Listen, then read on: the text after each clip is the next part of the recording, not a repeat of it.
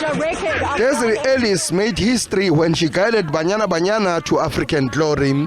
After countless attempts, South Africa eventually lifted the 2022 Women's Africa Cup of Nations in Morocco last July. The legendary former captain of South Africa's senior women's team will be honored by President Cyril Ramaphosa for her contribution in women's football.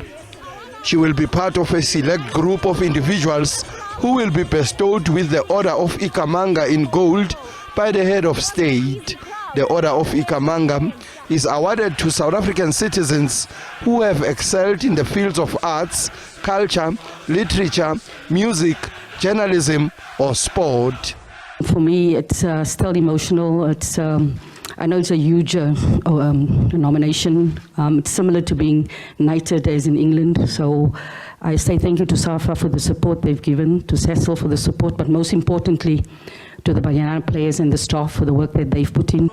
Winning the Women's AFCON a year ago automatically booked South Africa a place in the 2023 FIFA Women's World Cup to be co-hosted by New Zealand and Australia between the 20th of July and the 20th of August. This will be South Africa's second World Cup in a row after making their debut in France 4 years ago.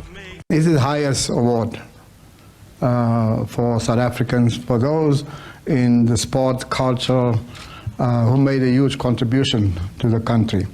And so we must congratulate and very happy that you are a recipient of Ikhamanga in gold. The multi-award winning 60-year-old Ellis is currently the reigning CAF Women's Coach of the Year. She is the founding member of Banyana Banyana and the second captain of the senior women's national team. Ellis was first voted CAF's Women's Coach of the Year in 2018 after her team finished as runners-up for the very first time. I think she did a good thing and she deserved that award, and we definitely support even the president to give the award. We say we salute, we say thank you very much for that. It shows recognition in women's football. During her club career, Ellis played as a midfielder for Spurs Ladies among other teams. She started playing football for Athlone Celtic between 1978 and 1984 before moving to Wynberg St. John's. Ellis retired in 2002 after playing 600 games for 5 different teams, scoring 368 goals. She represented South Africa in 32 games in a career that lasted for 9 years between 1993 and 2002. Ellis scored 6 international goals. You look at Coach Desiree, when she started playing for Banyana, she was 36. This day and age, if you are 36 trying to play for Banyana, you are too old. But she did it with her age mates at that time, being the first team, the founders of Banyana Banyana, and with that, all that history that she carries with her, being the first ex-player and woman coach to qualify Banyana Banyana for the World Cup in 2019. And you look at now we are going to the second World Cup and it's still her at the helm. Ellis was appointed interim manager of Banyana Banyana in 2016 following the resignation of former coach Vera Pauw after South Africa's elimination in the group stages at the 2016 Olympics.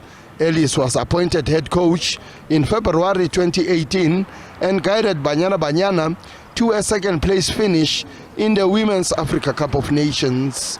By finishing second, South Africa qualified for its first ever FIFA Women's World Cup in 2019.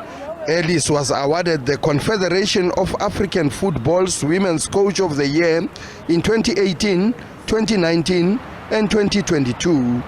When she lost her job in the effort of sacrificing to be part of the national team, you look at that and you ask yourself, what more can a person really give of her? She sacrificed her family to make sure that this journey of women's football is taken to another level. As a player, Ellis helped South Africa win the COSAFA Women's Championship before her retirement in 2002. She was also in the team that finished as runners-up in the Women's Africa Cup of Nations back in the year 2000. Sifiso Ramara, SABC News, Johannesburg.